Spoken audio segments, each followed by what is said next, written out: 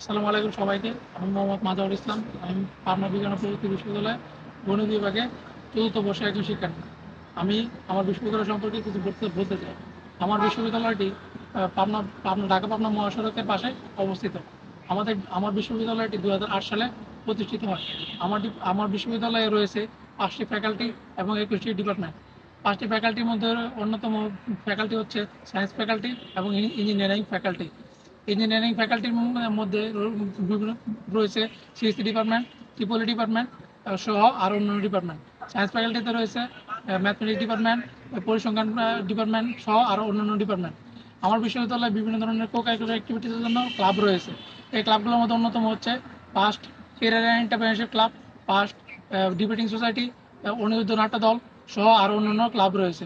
আমাদের বিশ্ববিদ্যালয়ে রয়েছে একটি কেন্দ্রীয় মসজিদ এবং একটি কেন্দ্রীয় লাইব্রেরি রয়েছে।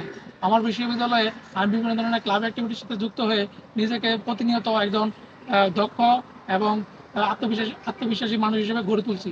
আমি বিভিন্ন ক্লাবের সাথে বিভিন্ন ধরনের সেমিনার এবং ওয়ার্কশপে অংশগ্রহণ করেছি।